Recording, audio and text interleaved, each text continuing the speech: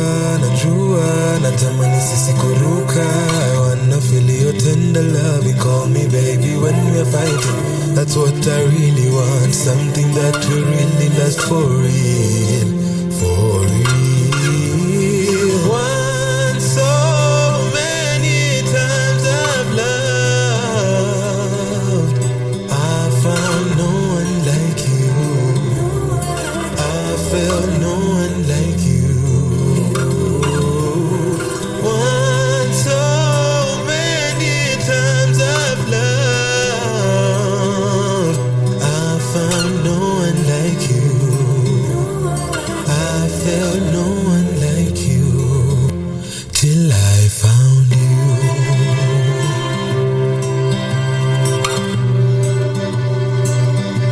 Till I found you.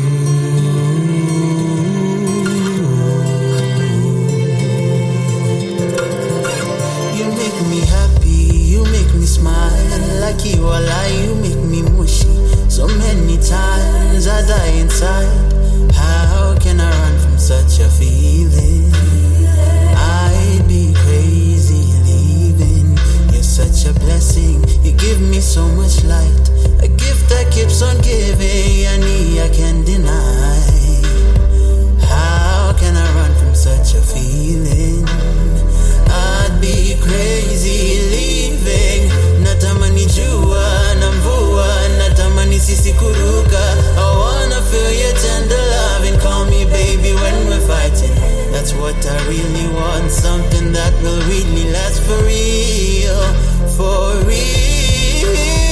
Once so many times I've loved, I found no one like you.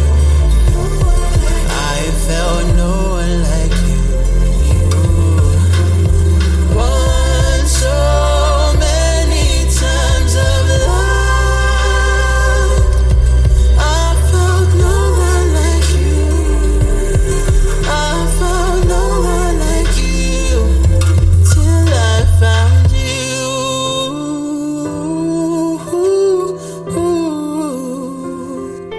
Till I found you.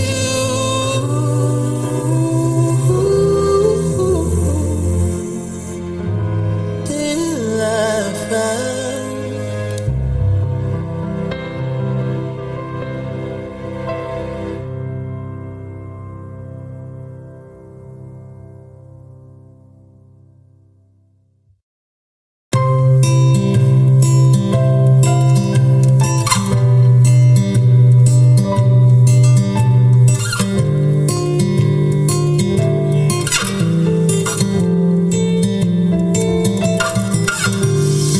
I've been afraid of falling. So many times I found my calling. Nimewaza sana, nimeogopa kukufuata. Mnyonge wa mapenzi mie, nawaza zama zile.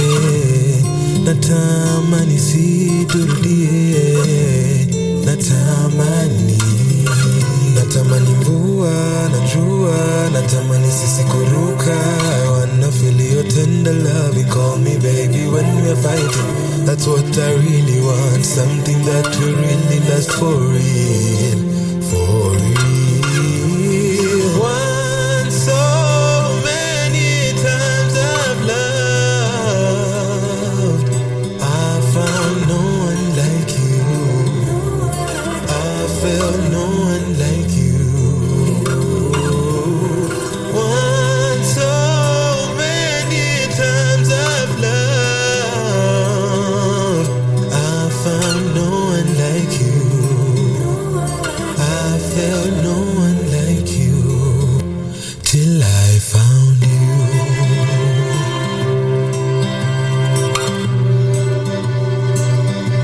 Till I found you.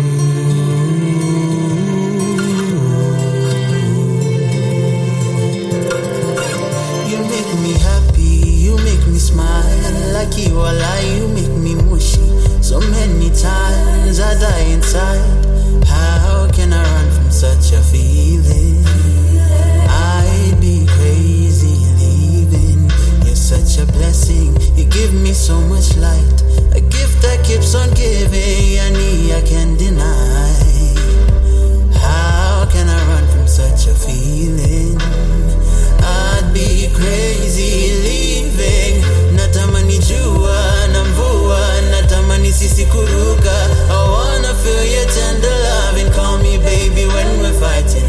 That's what I really want, something that will really last for real, for real.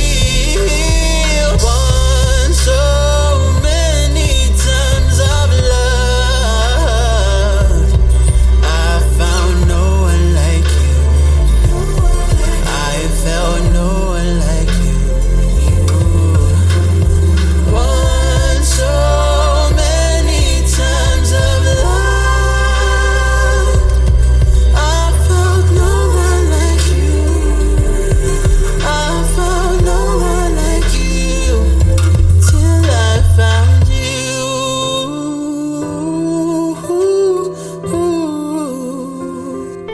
Till I found you.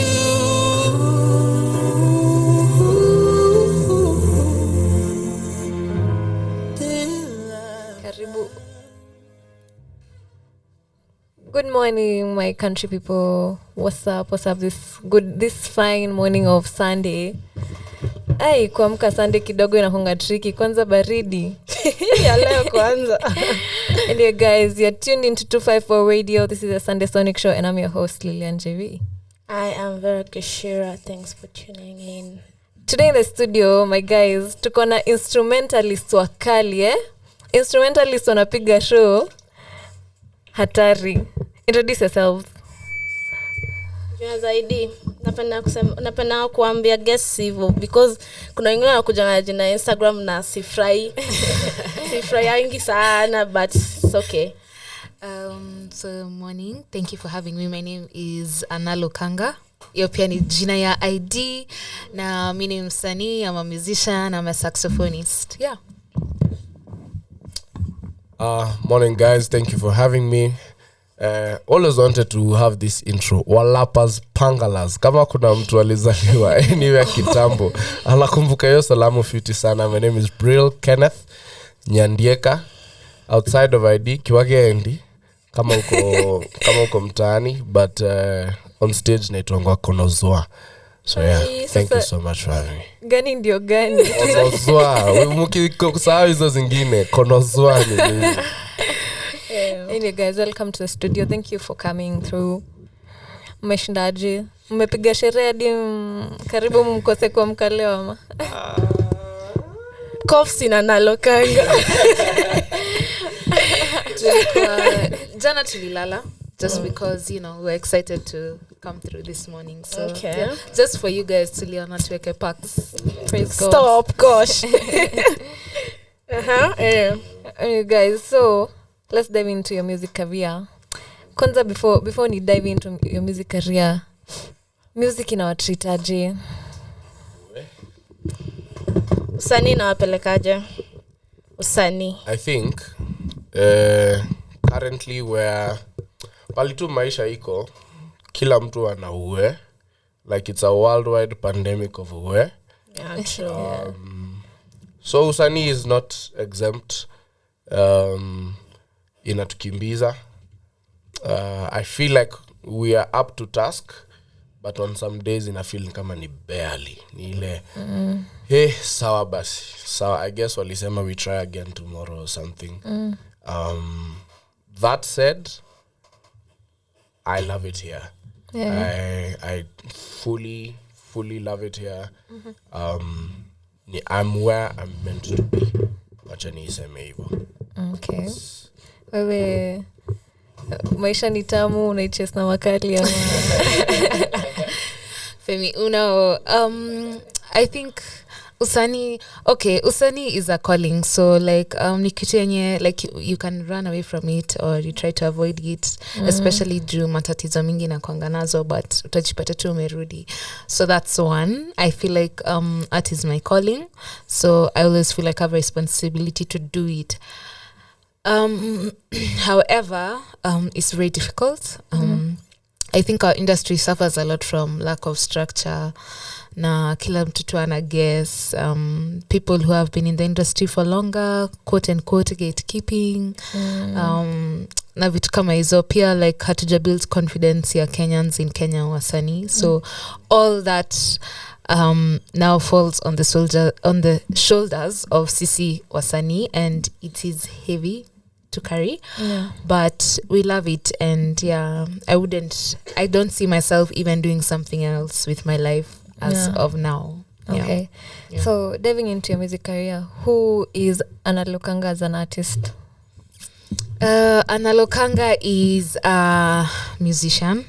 So I'm a musician. I make music. I am a saxophonist. That's my primary instrument. Nimekuwa nikicheza for almost 8 years now. I also sing as well. I'm a singer and a songwriter and a performer. Performer. Yeah. Hapo kwa performer eka caps lock. Star. Yeah, I'm a live performer. I think performance is actually like my ndio napenda sana kwa usanii.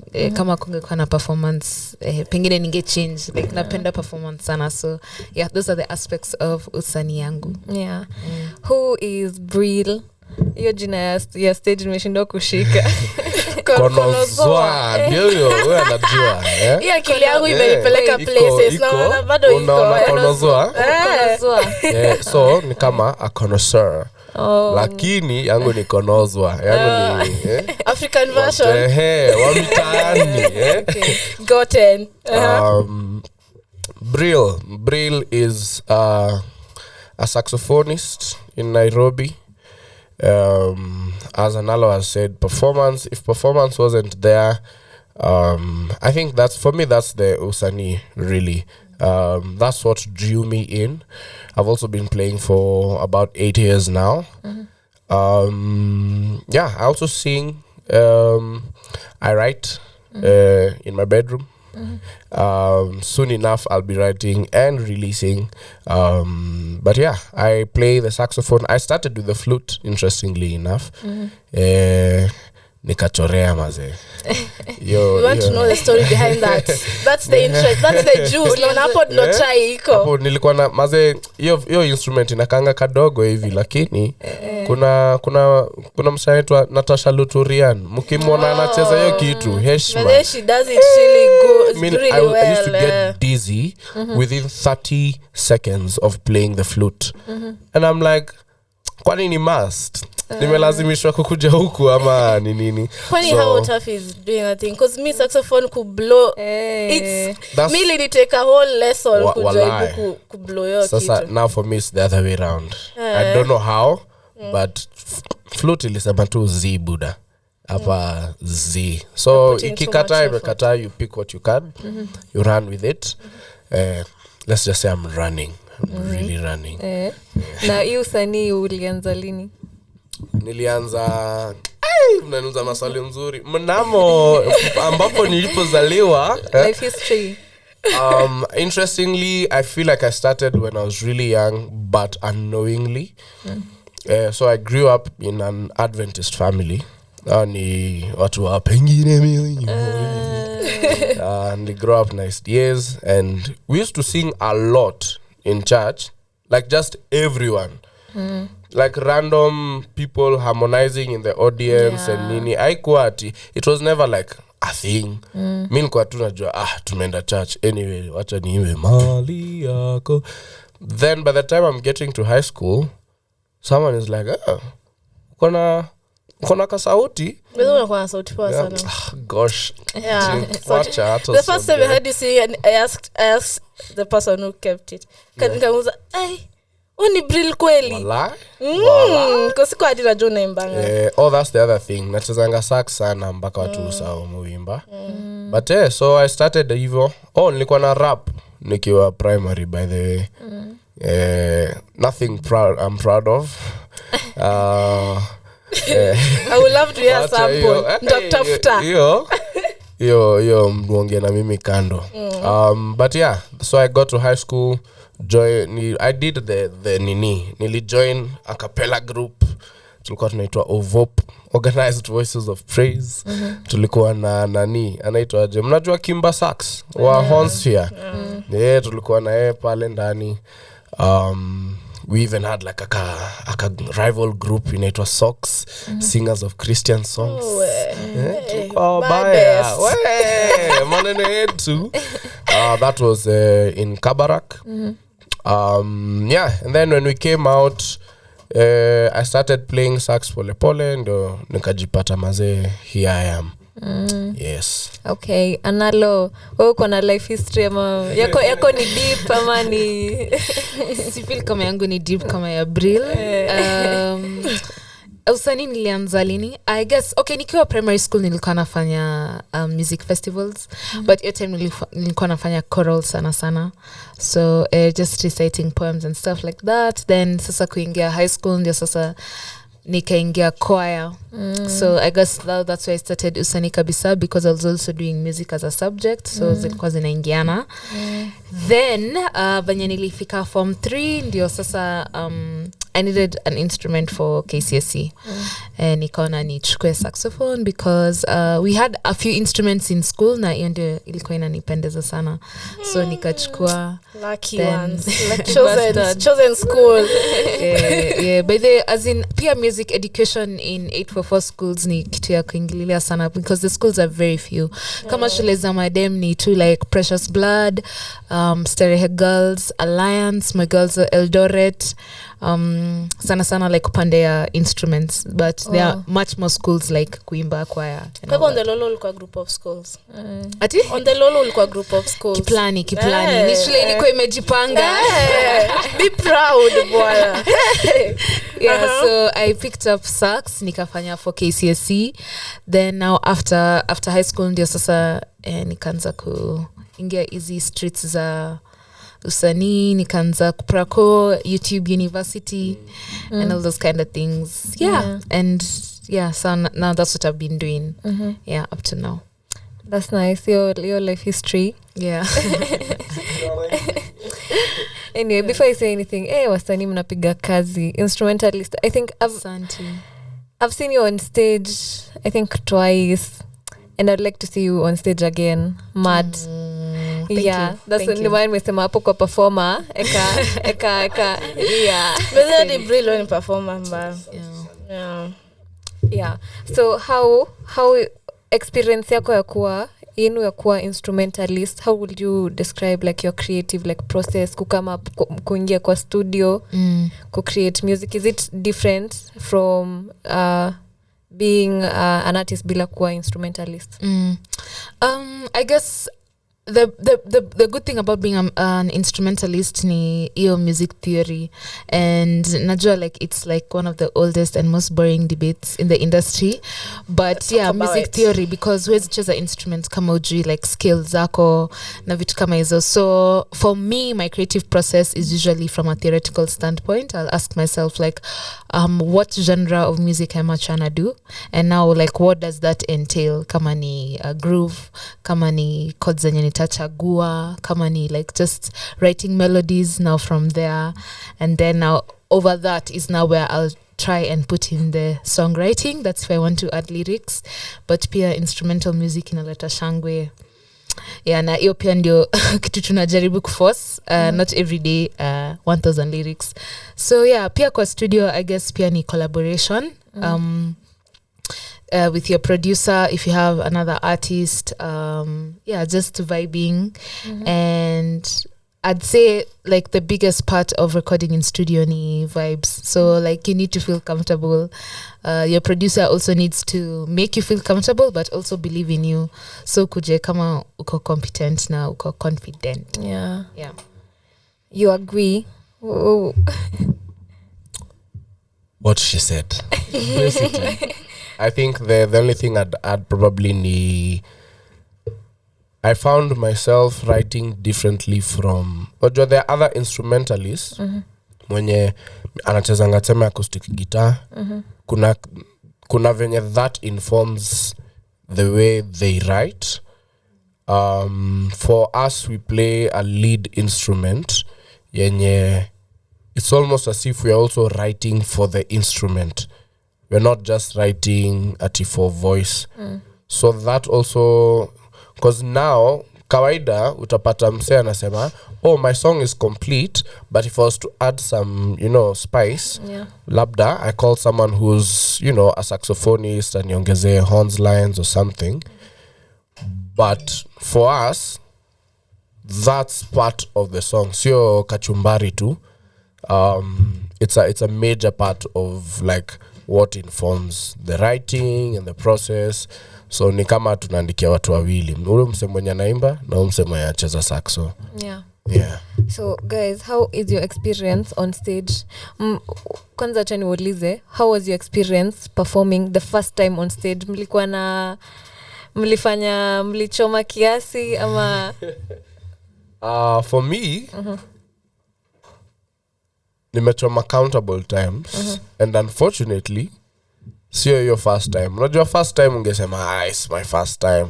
Kuchoma inakujanga sa ile kwanza ile siku unasikia I got this. Maisha inakuwa shetani anakuanga hapa na kuchomolea kwambia alamba down. But my first time I think ilikuwa maybe class 6. Ilikuwa hata mimi nilienda festival ya hiyo ya class 6 is the only festival I went in primary. Na tulienda hadi Kisumu. Nilikuwa nasikia kama world traveler. kwani ulikuwa class 6 mwaka gani? Umekuwa personal. Umekuwa the year is 2008. Yes, nilikuwa class 6. Wacha nisi expose my hosts wetu wa leo, labda walikuwa sababu unyamazia hapo. 208 milioni kwa naingia form 1. I guess nilikuwa namaanisha 208 nini BC. Okay. Sawa. But yeah, so it was surreal the first time. I never really remember it or anything. It wasn't at oh my god, this is something special, this is what I'm going to do for life. I think that feeling maybe came gradually, but your first time ilikuwa tu tumeimba. Next tunaenda wapi kuimba hivyo tu, like it was something I did. Yeah. But it's not a different experience from being out here and like performing for like the audience, isn't it completely different? Incredibly different. Yeah, okay, yeah, out here basi, well, that was in church, that was also just something I did. But the difference is the one while you're in school, it feels a bit ina feel ni kamba ni kitu cool si ufanya. Well, okay, like in our school kama ulikuwa unafanya music ulikuwa cool kid mbaya. Wewe ndio ulikuwa unaenda mafanki kaba kuko na functions ati za kuenda sijui nini, music festival, drama festival, that was it. So there was that ka feeling, but out here it feels like it, for me it felt like it had a bit more weight. Because it's like I'm entertaining all kinds of people. These are not my friends. Asa wanijui, asa ni mastranger wamekuja tu ile kuna mziki. And these guys are vibing with me. So there's actually something here. Ya shule huyu ni morio wako, unaona tu pita huko nyuma na odi unasema that's my boy. Which is still there out here, but the added element ni this is a complete stranger who's just come and is appreciating what I'm doing genuinely. Ayo kitu ni nare. So Analo, how was your first experience performing on stage? Now so far, how has it been? I guess for me, like performing nikiwa mtoto na saini very different. So I guess the first times nili perform, I started out as just an instrumentalist, so nilikuwa nachezea watu wengine kwa band zao na wasanii wengine. So that is like yani ni kama it's a soft landing into the performance space, because in as much as unacheza kwa band, like all the attention is not on you. So kazi yako tu ni kazi yako, wewe tu raroa instrument yako, umeingia ka umetoka hivyo. So I think that warmed me up to performance. But I think for me, I'm a very anxious performer, so I get a lot of performance anxiety, which I guess it doesn't usually look that way because Sure. but Couldn't tell at but all. I get a lot of performance anxiety. Mimi huchoma 10 out of 10 times, which I guess is also the beauty of live performance. Kwa studio unaweza rectify, unaweza rudia. Performance ni extremely vulnerable, like kama umechoma ni hivyo, kila mtu ameona na shosho yake. And true. the inverse is also true. So for me, I guess anxiety, fear, also it's the adrenaline is crazy, like kizoea tu performance hata utatafuta mihadarati, to be honest. How do you cope with it? How do I cope with it? One, it's part of the job, like as in literally it's music, and performance is part of it. So I'm cognizant of the fact that I don't have a choice. But I think coping with it is just being with people who inspire confidence. So I guess I'm slightly, just a bit picky with the people I choose to perform with, not because of maybe their musicality, but just how good of performers they are, because you don't want, it's not, there kuna wasanii ambao wanasema like you don't want to have a star kwa band yako ama in your dancers or nini because you don't want them to dim your light. Now me, I don't believe in that. I believe like everybody is supposed to be a star. So ukipanda na mtu mwenye unajua yeye aside from muziki yake ama performance yake, like they are very confident, you feel more at ease. So I try to choose people who I feel are good performers themselves. But I've noticed like uko really close na band members wako na naonanga ikiwa like so nice. Yeah, I feel like it's really intentional because pia unaweza ona difference ya muziki watu wanacheza kama msanii tu alikuja akapata band and there are two entities, like the music will sound just different. So like it's good, and like for me, like I feel like everyone I play with is better than me, and that's why I think that like inasaidia performance yangu sana. I'm like 95% sure that everyone I play with is better than me. So it's a learning curve. Like they have so much to offer. A lot of them are quiet off stage, but yeah, I owe a lot to them. Yeah. Sure. So guys, how would you describe the listeners, how they receive you guys even off stage since you came into the music industry? Twofold. So I guess people who have interacted with just online and virtually, they're like, oh, so you do jazz, and it's not just because it's saxophone, but I guess there's that stereotype, ni jazz. So kuna watu wenye they just think you have like extremely bougie music, you don't interact with like lots of different types of art. People who now I've met with in person and who maybe they've come for my performances ama tumeongea wako way much more receptive.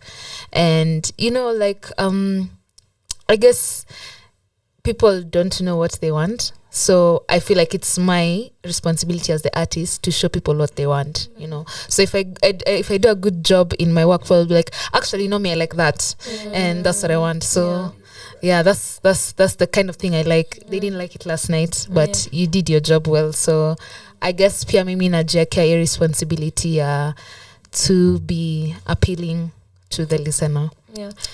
Do you guys think Kenyans are they accepting to Kenyan music? The listeners, those people who consume music in Kenya. Yes and no. Now for me, in my experience, it's been split.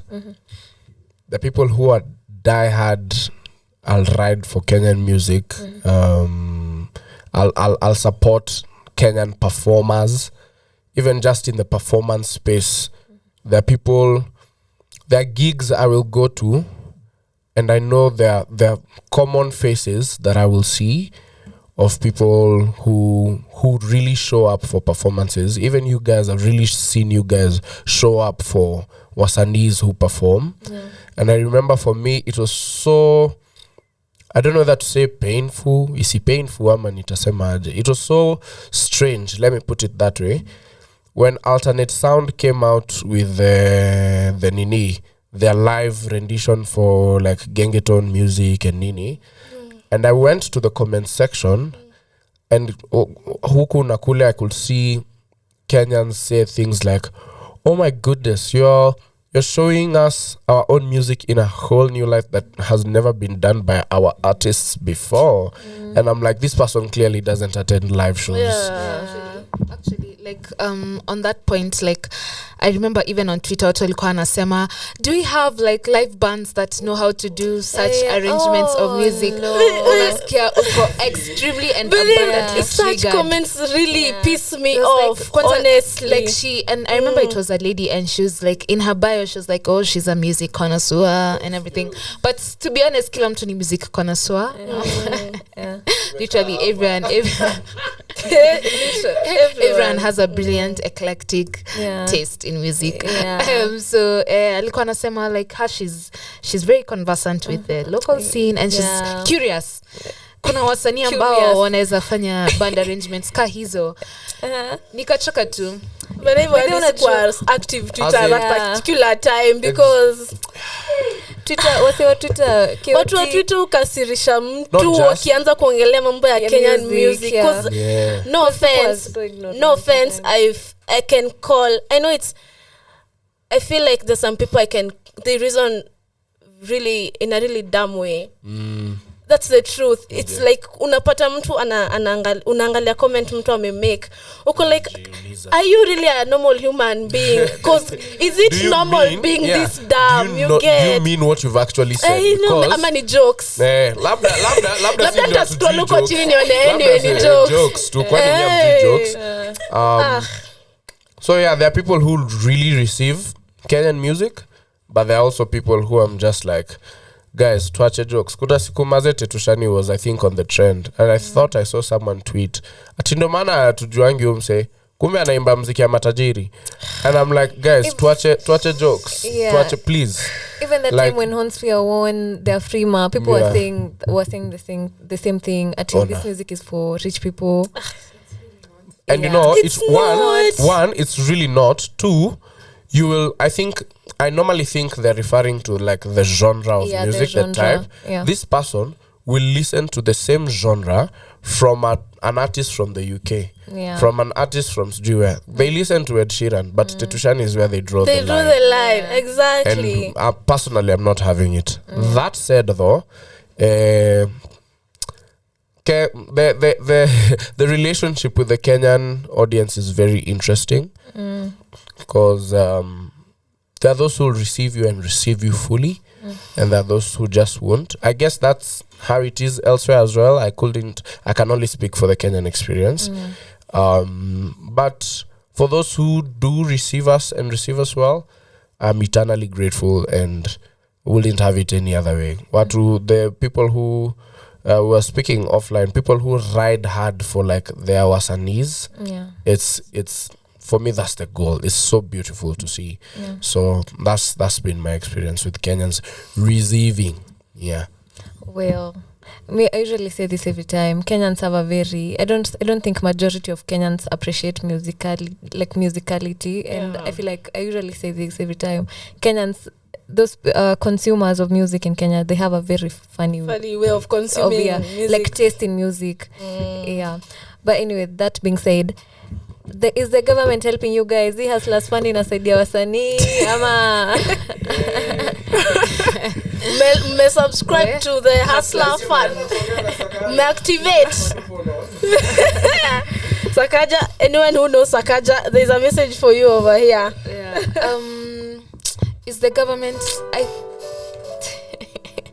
sorry guys, sorry niendelee? Endelea tu. My bad. Sorry. I guess kwanza na Hustlers Fund, I guess it's for everyone.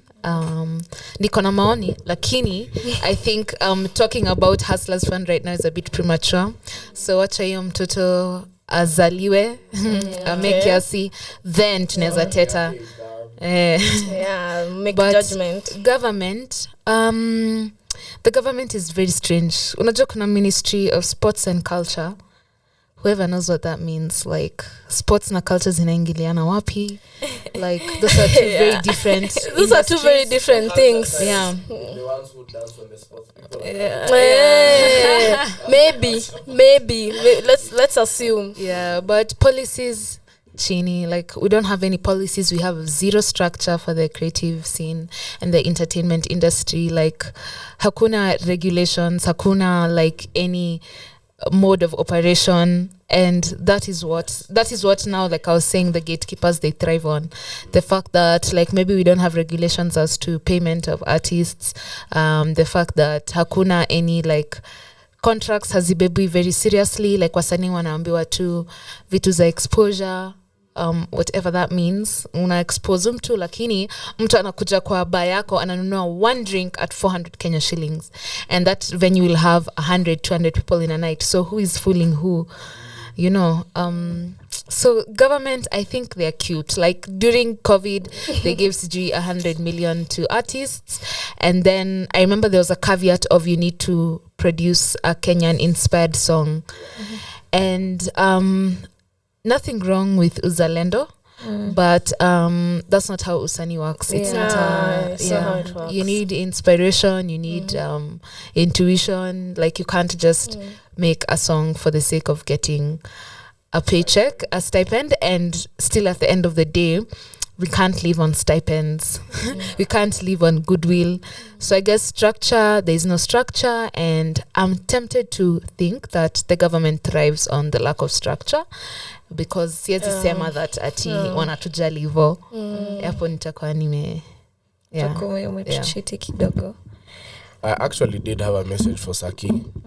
Sorry for Honorable Sakaja. I apologize. Where are my manners? I feel like there was such vigilance with closing of certain bars and pubs and nini in residential areas. I'm not going to, argue against sijui who complained or who said they need their rest and their sleep. Well and good. I just ask for the same vigilance with solutions. Isikue ati we last warning, he even put it there, last warning, no more bars in residential areas. Also, where is the same energy with regards to as Analo has mentioned, structure, policies? Where's the same energy as with regard to how are we going to eat? Unajua how many DJs are being employed by these spaces? Instrumentalists, because sometimes people have, like I personally play alongside DJs so many times. The restaurants that I play at, sometimes they, after this crackdown thing, they show hesitation. They're like, we're not sure if we can continue and whatnot, because there's that, there's that fear of gavata ingia sangapi. So for me, I don't like that relationship of fear being extended into we don't know when the little we have will be taken away. Which also, as Analo has mentioned, fully encourages your story.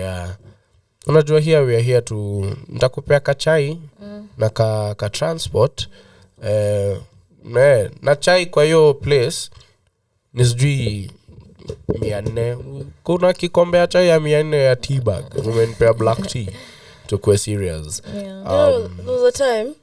Sorry for interrupting you. There was a time tulikuwa NSK. Then all of a sudden tukitoka tukaona kuna gari ya makarao hapo nje. Do you know hiyo gari ilikuwa imejaa, according to them, people who are not supposed to be DJing ati because they don't have a license. It's okay maybe if you're saying unafaa kuwa na license, haya hiyo ni their way of thinking. But did they think about maybe say ameenda ku DJ ndo apate food kwa meza yake? Not just that. Also, sorry to interrupt. The other thing, hii story ati crackdown. The owners of these places are at home sleeping. It's the DJs and the sound people who are being arrested. And I'm like, amekuja job. This person is required. They're just like they're they are banking on people's ignorance kwa sababu as a DJ you're not supposed to have a license. It's the establishment that's supposed to get a license from NEMA. They're supposed to get the liquor license, the noise control, all those kind of things. It has absolutely nothing to do with the DJ. So pia, like I said, like they benefit from the lack of structure. Tufanya vitu kama crackdown, like DJ anafanya kazi gani hapo? Is he the owner? Na utapata the owners kama kuna huyu news presenter pia mwenye ni owner ya one of the bars that was causing noise pollution in the estates, na bado ndio yeye ana report news about it. So it's a whole syndicate, it's a whole cartel of stuff. But naweza sema wasanii pali tunaweza jisaidia ni we need to know, like there's so many, like artists have been known to be shortchanged from the beginning of time. It's a tale as old as Christ, you know. So like itabidi, like we need to learn some of these things tutafute to pia at least knowledge, ndio kama in a situation like that you're in a better position to maybe go on Twitter and say I've been arrested, I don't own the place, I was just DJing, like how can I get help? Talking hiyo nimesikia Paul ulikuwa umemention earlier 100 million. Mlifikiwa na hiyo pesa mlikuliwa na big fish? Nilikuwa nimesoma story kabisa. During COVID the former president alitoa 100 million ya kuboost wasanii, and it's like, okay, for me, for starters, I'm just like, do you know how many wasanii are there in Kenya? No, because there's no database, there's no list ama pali tumejiandikisha kama wasanii. That's point number one. So that's a random figure that's very, like, it's very buzzy, like, you know, 100 million sounds cool. Yeah. Number two, and you know it's funny because during that time ata babangu aliniuliza ulifikiwa na hizo 100 million za the former president. Sikufikiwa, manake sikuandika ngoma ya kizalendo. Nikatuma kushow venye mini vile ni patriot. So the ones who did walifikiwa na walitupatia, kwa sababu we still have groups on WhatsApp and stuff, wakasema walifikiwa na hizo do. But that's very shady. Yeah, it's strange, and it's like, just at the end of the day, that's not really a stipend, that's business, because you want a particular service from me for me to be entitled to the cash. Yeah. So yeah. Tumewacha watu kwanza wameze mate kidogo. We will be right back after the short break. Sai nataka kuwekea wimbo inaitwa Moto Kama Pasi. Yeah. By Analog Hanga. Hey. Paul. Enjoy, guys.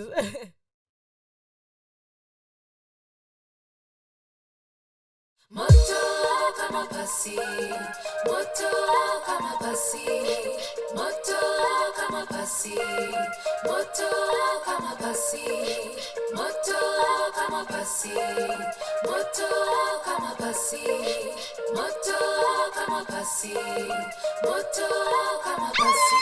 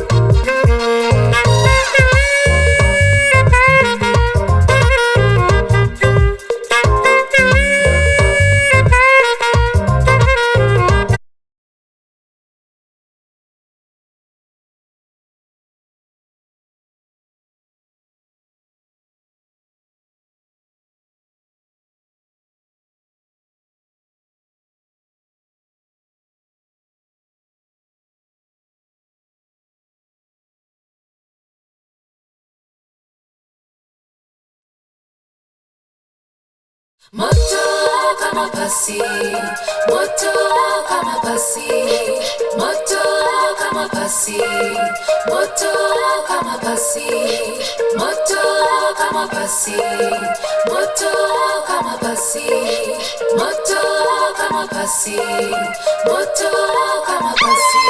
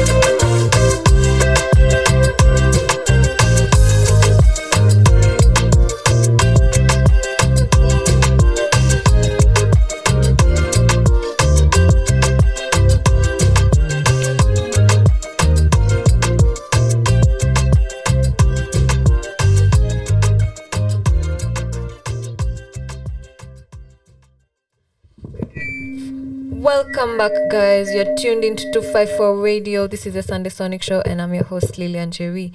And in the studio, guys, our guest bado wako hapa. Mnasikia baridi? Eh? Joto kama Basi. Anyway, guys, I have a very random question. Niulize ama nisiulize? Lisa. So free space. Show ni yako. Anyway, what is the weirdest thing? Ama si weird. The most embarrassing thing ushaifanya while under the influence of drugs? Mom, if you're listening to this or watching this, me, I don't know what drugs are. That said, Like Panadol ishaifanya Panadol. Kuna siku nilikuwa nimepiga Panadol flani. Sio pills, by the way, guys. The most embarrassing thing has to be, oh my goodness, there are a couple of them. Let me sift through. There was a day, there's a... Wait, that's your sign to stop. No, don't worry. Kama unanipata hii December, usiniangalie kwa macho, please. There's a time. It was a lovely night out, and let's just say I got home. And when I got home, first of all, I woke up and I was like, why don't I remember quite a bit of the happenings of last night? But anyway, it feels like it was a fun night, you know? Wacha nipige simu. Nianza kuambiwa, hey? Ulilala wapi? And I'm like, wait, what? What are you? By the time the explanations were being given about the things I was doing in the club. Tuseme tu, amnesia has to be the most embarrassing thing under the influence. Because now you start remembering slowly. Mtu anakuambia, ukumbuki uki, and you're like, oh, nili. Yeah, so for me... kuna zingine ukumbukangi. Exactly. But holy water and still water are the only waters that I partake of. Exactly. I mean, just like Brill, sijui mihadarati ni nini. Lakini yani unamka tu kwa kitanda ya mtu mliachana na yeye. Jesus. That's not very hot, girl. Yeah. Independent woman. It's not giving bad bitch. Yeah, it's not at all. God. So it's hata hana story mingi ali kuzileza umeamka? Rada. Yeah. Na unakumbuka ama hadi ujui ni I mean alikuwa mkisi akakubeba.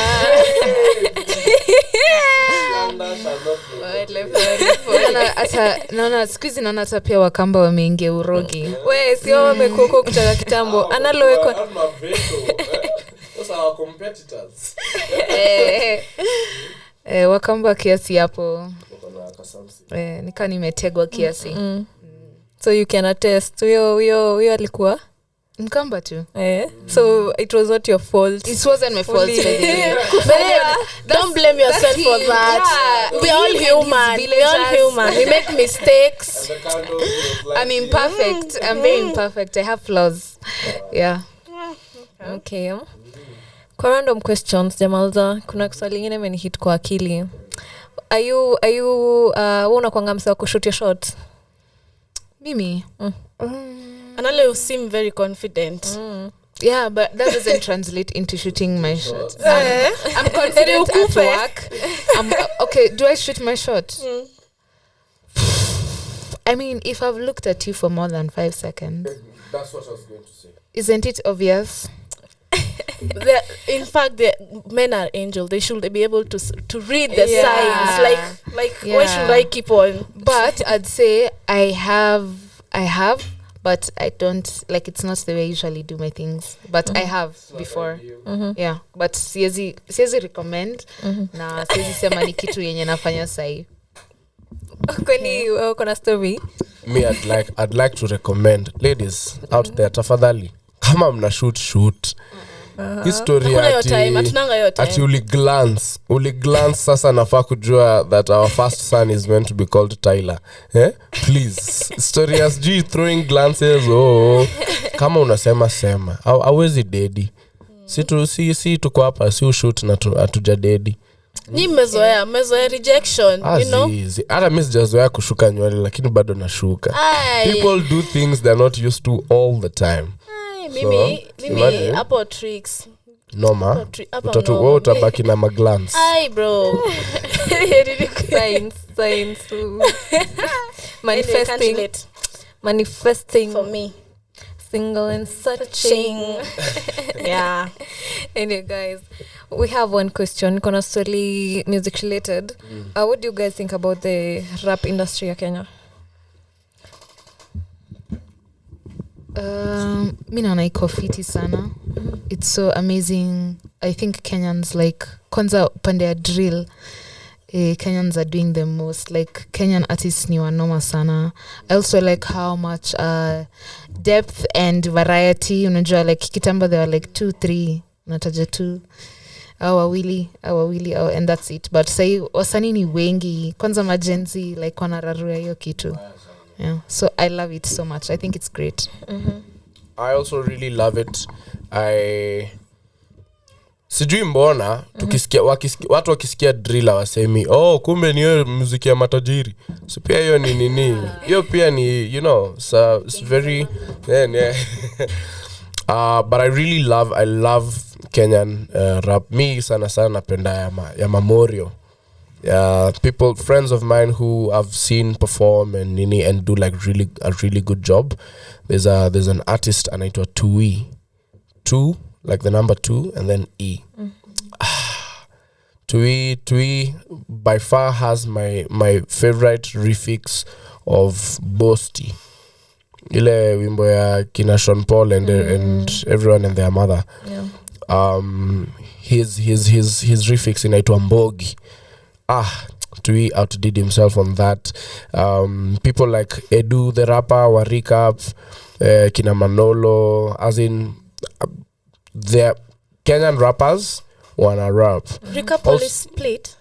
Wako unajua kila group lazima ende on break. Kila mtu lazima akunywe maji ka glucose hivi half time. But yeah, so I really love like usijui nitaita underground ama nitaita nini, but when my friends are doing, even Brill from class 8 mwenye alikuwa na rap pia mse big up, lakini your story iishie hapo. But yeah. I have a question. For example, mtu amekuja akakuletea wimbo, amekwambia mimi nataka kutoa hii wimbo, unasikia ikisoundaje? Mnakuanga na hiyo nguvu ya kuambia mtu honestly maybe it's not a nice song. Not all songs are nice, let's be realistic. Can you tell that person, mostly kama ni friend yako, that hiyo wimbo, okay, try your part ya friend I feel like unafaa kumwambia generally, unaweza ambia mtu wimbo yake ni mbaya ama si good enough ama. I think that is dependent on, so mziki sio as objective as people would want to make it out to be. Sitaki kuongea mbaya, lakini Msupa S alirelease mziki like askizwa all over. Jakiwa Matasia Star, mnajua Jakiwa wa Probox style. My age is showing.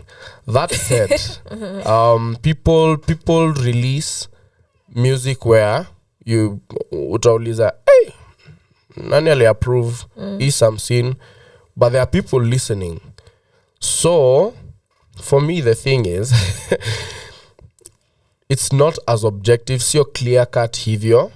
Labda nimwambie to my taste I'd do it differently. But as a personal opinion, sio ati I won't discourage someone from releasing because ati there's no like fortune ahead ama nini. It's just to my taste, naweza kushow mi si feel labda kuna mtu ataifeel huko nje but mi si feel. That said, I think kuna ngoma that most people just agree, tunasemanga tu umse sijui kulienda aje huko. But yeah, you happen. That's what I think. Oh, okay. Kuna maoni? Niko nazo, na feel kama hiyo swali iko so multi-layered. Kwanza kabisa, like just being an artist or kufanya music. Okay, the way music is made, it's made to, everybody likes music. Like it's one of the maybe handful of things in this life which each human who breathes, all the almost 8 billion human beings like music. So what comes from that is I like music so much, so I also want to be a musician. I also want to be an artist.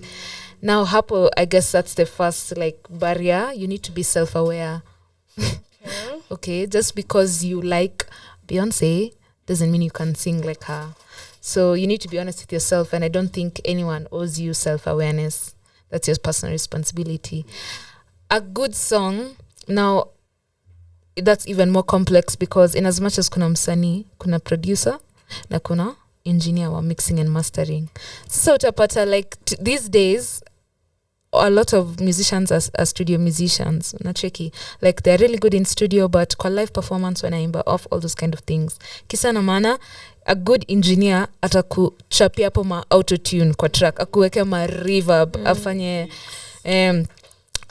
afanye hizo like akate hizo vocals, you know, just chopping the vocals and stuff like that, comping, all those kind of things, and then you'll get a really nice track. So you can be a bad artist with a good track. It's possible. It happens every day. It's happening now as we're on this interview. So anaweza kutumia demo ni mbaya, usukumie tu a really good producer, irudi as a hit. So, and I guess that's also the business aspect of it, because if you have cash or cash flows, then you can be a bad artist. Like you can just suck and still have a really good career. So I guess hiyo kuambia mtu ngoma yake ni mzuri, ni mbaya, self-awareness, that's on them. Number 2, venye tu umesema V, mabeshte wako, unless you're surrounded by your enemies, your friends should be able to tell you that, babe, let's work on this. Then number 3, I guess pay na manisha, it depends where you're coming from. Uko na do ama huna? Kama una do, then talanta lazima ikuwe times 10. Then mtu mwenye ako na do. And then I guess, yeah, music is also not that objective. It's subjective. That's why everyone has their favorite artist and will forever disagree on who's the best at what. Yeah. Right. Kwanza hata mimi hata nilichorea Spotify rap. Vile na mtu ameletoa Willy Paul nikasema yenyewe taste is different. Yeah, we just like different things. Mbona ametumia Willy Paul? Sijamchomea mimi nasikizanga. Mimi nasema ni different, but mimi usikiza Willy Paul. Wallahi. Wimbo za kitambo though. Okay. Yeah. I guess Pia I don't think I'm a fan of this like vipindi kiki. It's not my thing. Me speaking for myself. So the feel kama kwa msanii bana, like send feelings, emotions to your people. Work on your songwriting, work on your delivery. Watu watakupenda na Wana Willy Paul vile kwa do. Msimuone mikiki. Anyway guys, tuko karibu ku wrap up. But before we wrap up, kuna segment atujaguzia na nitawashwa kidogo nikikosa kuuliza hizi maswali. Where are you guys right now in terms of your music career, and where are you guys headed? What sisi kama mafans tunafaa to expect nini? Okay, for me, right now I've just finished my EP. It's called Analogies. So it's complete. All the masters are complete. Now we are just working on organizing a release date. So I'd say my fans can look forward to that. It's a very extremely different sound than all the music I've done. Like it's just a whole different artist. Nimefanya just ngoma different. Yeah, that's the best way I can explain it. Touching on, I've done some R&B, amapiano, some rumba, just different. So that's what I'm working on right now. In the future, I just hope to grow. I hope to inspire more people, to increase my visibility, because visibility is very important kwa career ya msanii, my listenership, na pia kufanya better gigs. Na niko na gig pia soon on 13th of December at Gecko Cafe. Gigs zote za December ni kiingilio, but hii yangu ni luku tu na miondoko ndio kiingilio. So Okay. First of all, as an Analokanga fan, I'm looking forward to Analogies. Kuna wimbo aliniandikia personally. I don't think she thinks that, but I know it was for me, mrembo wa rumba. Personally, as a rumba babe, I'm here for it. Babe for rumba, shorty for rumba. My Twitter name is changing now. So for Brill, first of all, December on 24th, mnaweza ni catch pale naitwaje Sarit Center, and very similar to Miss Analo, yangu pia ni luku na miondoko. I'm going to be doing a nice acoustic set, where I'm going to be introducing people to, I think it's going to be like one of the first times I do my music live, my personal musics. And it's going to be a beautiful time. But things to look forward to, Sai Mali niko in transition, where Konozwa is where I'm focused. I want to build Konozwa as an artist. So from January hivi kutakuwa na niceties na goodies. There's a lot to look forward to. I genuinely and truly believe that 2023 itakuwa a beautiful year in the music industry, but also just for me personally. Mresha amesema self-awareness, you owe it to yourself. In my personal awareness, vile naona mimi kulingana na mimi, 2023 is going to be a beautiful year. But before we close it off, 24th of December tuonane pale Sarit Center. But also just on my socials, you'll know where you can find me. Tunakam. Beautiful things are coming, and I'm extremely hopeful for the industry moving forward. Yeah. Guys, this people have said niluku na so msikuja hapa mseme ati it's for rich people, tafadhali jitume msianze msikuje Twitter mnaanza kusema music ati kuna watu wanafanya hivi Kenya. Please don't be ignorant. Tokea ujione. Speaking of which, hizo live arrangements walikuwa nasema nani wanafanya hatujaiona in our lives. I challenge you to attend that Analokanga gig on December 13th at the Gecko. Uniambie kama alternate sound could never. I've said never it. do that. I've said it. Quote me. Wakujie. 25 already ukapa Jasmine Center. Kujeni mkitaka. Kwanza leo. Anyway, guys, what is your parting shot? What is mimi nashtuka sana TMJ uje kuja radio. You've never this is your first radio interview. Analo, even you've never been here. You see, people are sleeping on you guys. Tafadhali. Anyway, mimi nimesema hivi tukiwa big fish tutaita kila mahali. So what is your parting shot? First of all, just to clarify, nishaiongea kwa radio lakini not for an interview. Wala kupiga simu mko shida relationship. Nilikuwa haikuwa mpatanisho, by the way, please tuheshimiane. Nilikuwa nimetumiwa 2 for 2 in love. Sio kama mnakumbuka hiyo segment ya Kiss 100 ilikuwa inaitwa 2 for 2 in love.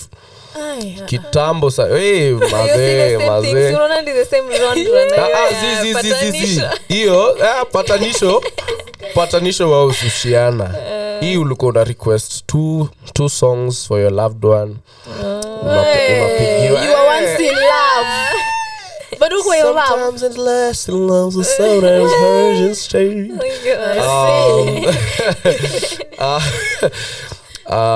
My parting shot will be listen listen and absorb the things around you. It will really suck. This is to like the Kenyan audience. It will really be sad if you slacked and slept on what's about to happen in the music industry. It's gonna be your problem. Itakuwa ni shida yako. You'll have yourself to blame. Just open your eyes and ears. There's so much beauty in the industry. And I really want you to be among the first people to be there. So kama unasikia hii message, if there's a local msanii around you, follow their page, follow their work. Because when it happens, you'll be one of the people who said, mimi nilikuwa nasikia Analo kutoka siku za moto kama pasi. When Analo is receiving her Grammy, utakuwa pale unasema acha nikushow. When Bril Kenneth, when Konozwa atakuwa naandikia Black Panther 14 musics. Utakuwa pale unasema umseni unajua nilikuwa namjua mazee akiwa tulikuwa ma bros, tulikuwa mabeshte akiwa 254 radio. But yeah, just open your eyes and ears, listen, engage. Tuna struggle sisi sote. So pali una struggle, kuja msanii kutoleka stress. I got you. Yeah, napenda hiyo parting shot ya Brill. Naweza sema like if your favorite artist is Ed Sheeran, you know, Kinoti is now the one who's written it in your language. When unaweza elewa, yeah, unaweza fikiria your favorite R&B artist could be Kelani, but umeenda through all Njeri songs ama Nikita Kering. So like the music is so good. Go to musicians for solace, because life is hard. So that's literally our job, to make people feel like they're not alone, to make people feel free to feel their feelings. And yeah, just keep pushing, usi give up. Kila mtu amechoka, it's end of year, you know. So yeah, just be aware of the music, attend our shows. I swear to God, nasi chocha, tunabamba. We are here to attest. Yeah, true. Tunabamba, show tunapiga na naweza sema like sisi like kama Sinabril tumekuwa tuki like rehearse our live performances for years now, maybe for 5 years of actively doing like band work and nini. Unajua like sometimes unapata msanii ana blow up and he's like, oh by the way I need a band, which is not bad, but I'm just saying we've had the privilege of doing the opposite, of literally establishing ourselves through band. Ndio sasa watu wanatuaminia, wanaenda wanasikiza ngoma zetu. So tokelezeani show. Yeah, thank you. Wow, mnamkwanga punctual. Kwanza Analo nimenotice punctuality uko saini 12 umeka full stop. Yeah. Naona hivyo Timing. Anyway guys, venye mimi nilisema mimi lazima niwamalizie nikiwaambia leo muende pia mpige sherehe, lakini msisahau kesho ni Monday. Yeah. Anyway guys, it's been lovely having you guys. Thank you for coming through. Sunday na kwanga tricky. Kwanza leo kuna baridi ama dream imewaka, but kulikuwa baridi my guys. 20 degrees, mostly cloudy. Okay, but kwanza asubuhi yenye tumekam kulikuwa baridi sana. Kuna baridi. Yeah, so I appreciate you guys for coming through. Mimi personally sina maoni. Co-host uko na maoni? Tunione. Sina. We'll just parting shot yangu ni, if you want to discover artists, you can follow our page. It's called Nairobi Sonic. Tuana kina Naloko. Brill, we are yet to... Yeah. Lakini wewe nimenotice uko na tabia kosa kutext. Mimi nimekutumia message umetuacha usiku. Vitu za nyumbani tuache hapa tafadhali please. Hiyo ni off-air. Wacha sasa tuende off-air to discuss hii maneno while listening, tuache na trying. Yeah. Yeah, guys, have a lovely Sunday. You're tuned into 254 Radio and this is the Sunday Sonic Show. Goodbye guys.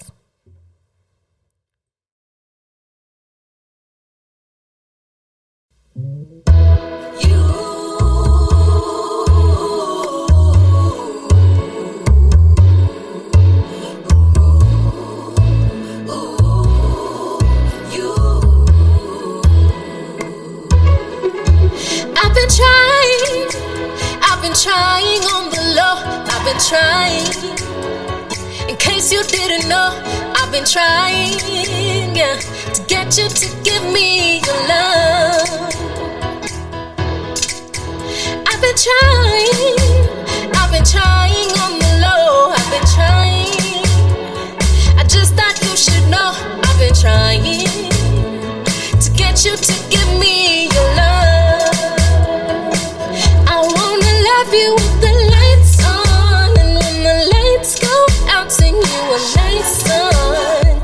'Cause seeing you smile is my intention. Yeah, there's no denying a connection. And I've been trying to find the words to tell you how you're good for me, how you and me, we were meant to be, how you're the poison and the remedy. But I've been trying on the low. I've been trying. I just thought you should know. I've been trying to get you to give me your love. Oh, I've been trying on the low. I've been trying. I just thought you should know. I've been trying to get you to give me your love. So Cardi B and Ngoja, don't be afraid for us to get a little closer. I know you know that I would do anything for you. Just tell me that you want me to. 'Cause I've been waiting all my life for your kind of sign. Always on my mind, feel like I just found a treasure. I wanna love you, be like pressure. 'Cause I've been trying on the low. I've been trying. I just thought you should know. I've been trying to get you to give me your love.